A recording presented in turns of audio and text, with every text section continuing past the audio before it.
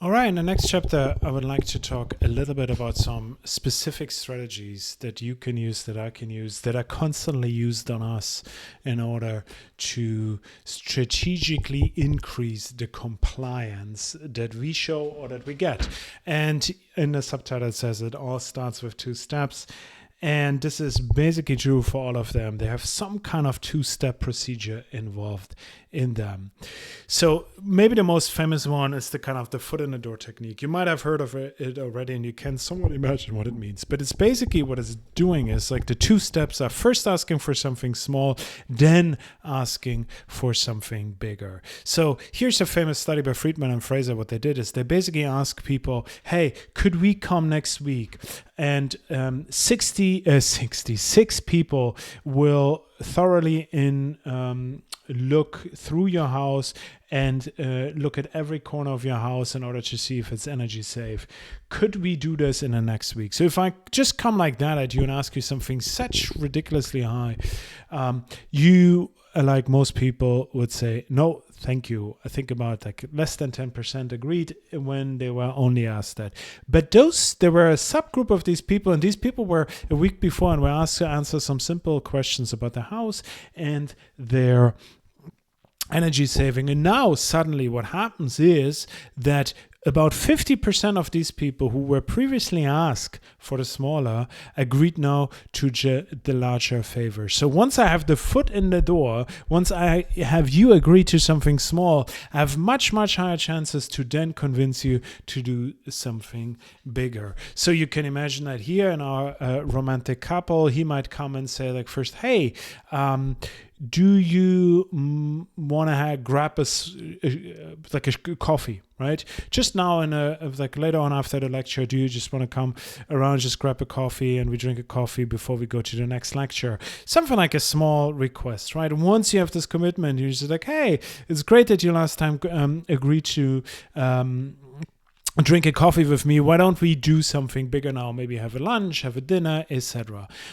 So this is basically once you have the foot in the door, it's more likely that you get agreement later on. I think now often people would do it as more 2, 3, 4 foots in the door. So you would basically sequentially fine tune your requests. You would ask something really low and then subsequently increase your favor. So here in this example, right, you would, in order to kind of get you to like a proper date, you would start out with a coffee, then hey, should I have revise you with that? Hey, should we have dinner together? You increased your requests in every step.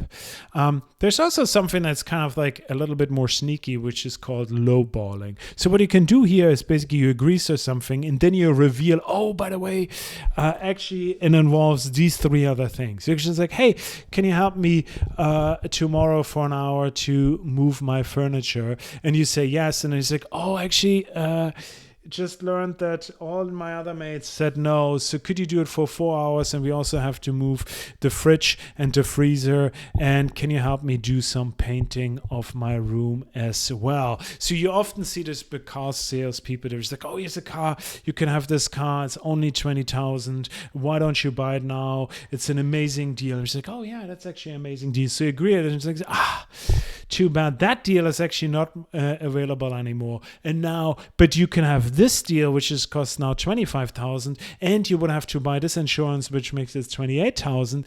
Would you still do that? So instead of asking you up front whether you want to buy a car for 28,000, they start with something at 20,000. They get a commitment from that, and then they lowball you by revealing more and more add-ons that you have to pay for. A very common strategy that is used in sales, especially of larger sales. So the Chaldean trust kind of identified 2 factors why that is the case. On the one hand, there's a certain type of commitment that we make, okay? So if I basically, in a lowballing example, if I commit to the deal, if I kind of imagine myself driving the car home, I have a vision of myself in the car, I kind of formed already a strong bond to that car, then I'm less likely to then let go.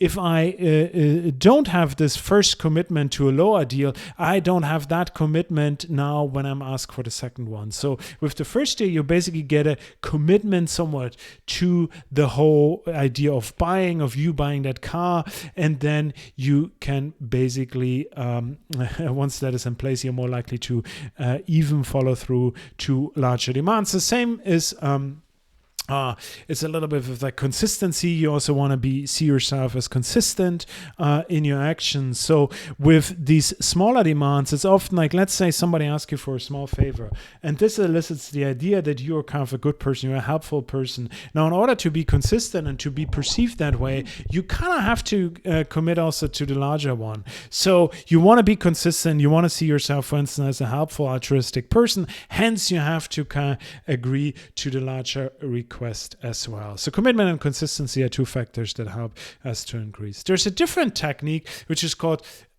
the foot in the face technique, which is the door in the face. Sorry, I misspelled that here. It's the door in the face technique. So basically what you do is like, it's basically the complete opposite of the foot in the door technique. It's basically you start with a really ginormous offer, like a ridiculous offer, and then you lower it. So for instance, here in the Cialdini study, what they did is they asked people like, hey, would you volunteer to basically chaperone youth offenders every week for 2 weeks for 2 years? So they would ask them, would you be willing to chaperone youth offenders for 2 hours every week for 2 years? Large offer, right? For no money, 2 hours. The youth offenders, probably a difficult crowd if you're not into it. So you might feel like, no chance. So basically, if they were asked like that, nobody would agree to that. And then they said like, oh, but there's a one-off event we have next week where we need people to only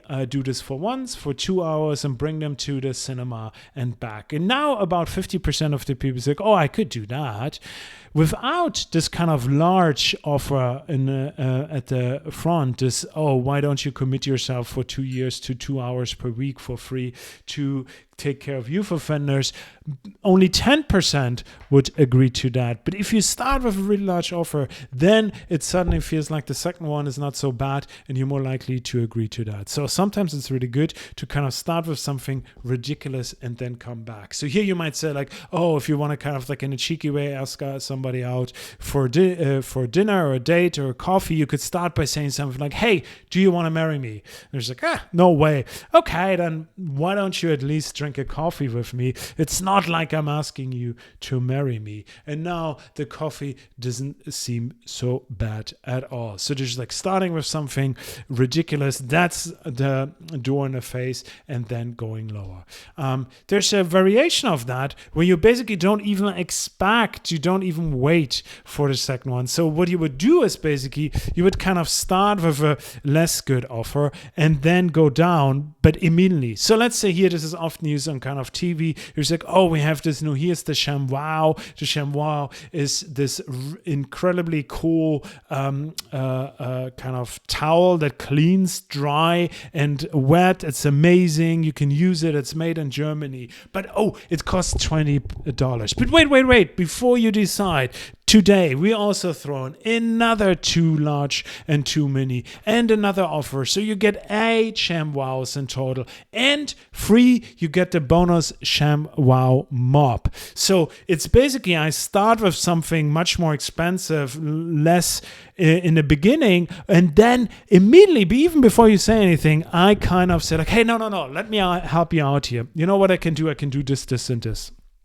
And people are much more likely to agree now. That's not all technique, that is called. So we have these 4 techniques in total. The last 2 techniques, the the door in the face technique and the that's not all technique, work a little bit differently. They have similar mechanisms, but here there's an element of reciprocity. So let's say I come to you and say like, hey, I have this offer for you, and then I say, but let me help you out here. I make this concession, this concession, this concession, this. Then you feel like, oh no, he's so nice. He's giving me so much. I feel like I have to kind of do something in return. Okay. okay, I'll take it, okay? Think about the chapter before and when we talk about this persuasive power of reciprocity. Really important here as well. And then the other one is the reference point. So here you can see, right, the little one looks little because it stands next to a big one. So an offer might look like a really good deal because the offer beforehand, the ridiculously ask or the way too expensive dish towel makes it look like now, oh, this is a really good deal. Before, and for $20, I would only have getting one ShamWow. Now I get 8 ShamWows and a mop on top of that. Amazing. I should really take advantage of that fantastic deal. So I think hopefully by telling you a lot about these techniques, you become aware of them, how they work. So here's a cartoon by Calvin, right? He kind of uses the door in the face technique. He says, Mom, can I set fire to my bed mattress? No, Calvin. So that's a ridiculous first ask. Huh? Can I ride my tricycle on the roof? No, Calvin. Then can I have a cookie? No, Calvin. He says, oh, she's on to me. So she realizes that's a technique he's using. He's trying to persuade me with the foot in the door, not the foot in the door, the door into the face technique. I struggle with that one. He's trying to slam the door hard in her face with the, can I set my bed on fire? But she's onto it. She's like, oh, I know that strategy. I'm not falling for that, right? And so what we know from research is that once you're aware of that certain techniques are used on you, then you are less likely to comply to them. So by being aware of these techniques and in the situation realizing, oh God, what he's trying to do is lowballing or a foot in the door or face in the door, or that's not all technique, you become less likely, less susceptible to them.